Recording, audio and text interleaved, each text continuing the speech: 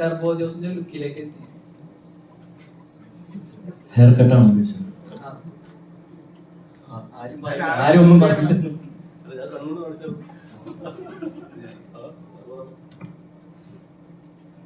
അതിലെന്തെങ്കിലും ഒരു പ്രത്യേകത വേണ്ടതെന്ന് പേരും ചെയ്താ.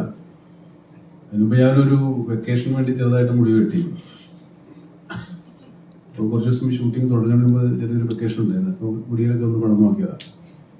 അപ്പോൾ തിരക്കേടില്ലാന്ന് ഇവർ പറഞ്ഞു, അങ്ങനെ ഒത്തതാണ്. അല്ലാണ്ട് അതിന് വേണ്ടി ഒരു പരിപാടികളുണ്ടാകും ഇല്ലേ.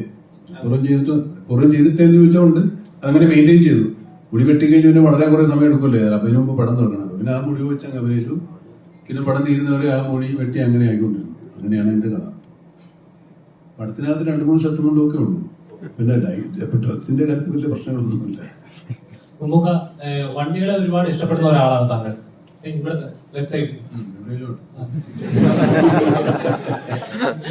വണ്ടികളെ ഒരുപാട് ഇഷ്ടപ്പെടുന്ന ഒരാളാണ് താങ്കൾ. ഈ സിനിമയിലെ ആക്ഷൻ സീനിലെ വണ്ടികൾ ഡ്രിഫ്റ്റിംഗ് ഒക്കെ താങ്കൾ തന്നെ ചെയ്തെന്ന് പറയായിരുന്നു. കുറെ വണ്ടികളുണ്ട്. വണ്ടികളൊക്കെ പഴയ വിലക്ക് വിറ്റോണ്ടിരിക്കുക പൊട്ടിച്ചു ചവിട്ടുന്നു. ഈ സിനിമയിലെ ആക്ഷൻ സീനിലൊക്കെ മമ്മൂക്ക ഇന്റർവ്യൂവിൽ പറയുന്നുണ്ടായിരുന്നു. ആക്ഷൻ സീനിലെ ഡ്രിഫ്റ്റിംഗ് ഒക്കെ താങ്കൾ തന്നെ ചെയ്തത്. എത്രയും സേഫ് ആയിട്ടുള്ള സ്ഥലത്ത് ഡ്രിഫ്റ്റ് എന്ത് ചെയ്യല്ലോ. കാരണം ആൾക്കാർ ചുറ്റും നമ്മുടെ മാറി നിന്നെല്ലാം സേഫ് ആയി കഴിഞ്ഞാൽ ഡ്രിഫ്റ്റ് ചെയ്യാൻ എളുപ്പമില്ലേ. ഒരു സാഹസികതയൊന്നും അല്ല. നമുക്ക് എന്തെങ്കിലും പറ്റിയാൽ നമുക്കേ പറ്റുള്ളൂ. വേറെ ആർക്കും ഒന്നും പറ്റില്ലെന്ന് മാത്രം. ഇതുപോലെ അങ്ങനെ ഒരുപാട് ഡ്രിഫ്റ്റിംഗ് ഒന്നും ഇല്ല. ചെറിയ കാര്യങ്ങൾ അങ്ങനെ ചെയ്യാൻ താല്പര്യമുണ്ടോ? അല്ല അങ്ങനത്തെ പടങ്ങൾ ചോദിച്ചാൽ നടക്കൽ മതി. ഇപ്പൊ റോട്ടിൽ എന്തോരം വണ്ടികളോ വലിയ പണി. മമ്മൂക്കയെ നമ്മൾ കുറച്ചു കാലത്തിന് ശേഷമാണ് ഇത്രയും കൊമേഴ്ഷ്യൽ ആയിട്ടുള്ള ഒരു പ്രൊട്ടഗോണിസ്റ്റ് ആയിട്ട് കാണുന്നത്. സോ എന്തൊക്കെ പുതിയത് കൊമേഴ്ഷ്യൽ സിനിമയെ പറ്റിയിട്ട് മമ്മൂക്കയിലൂടെ മനസ്സിലായി? Everything I learned here is new.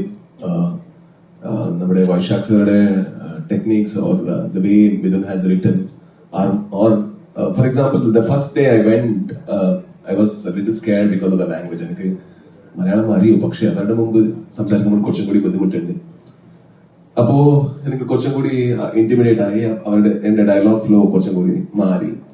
Then he said the same dialogue in his flow. The moment he said, I was like, why did I think in this way?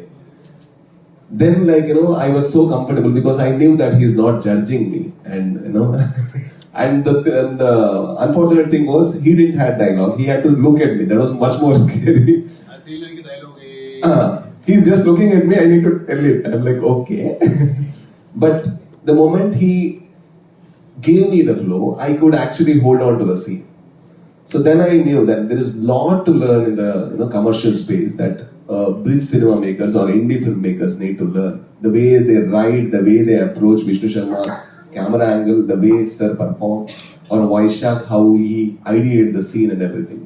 I think I really say it's a film school to me. But they paid me the fees, that's all.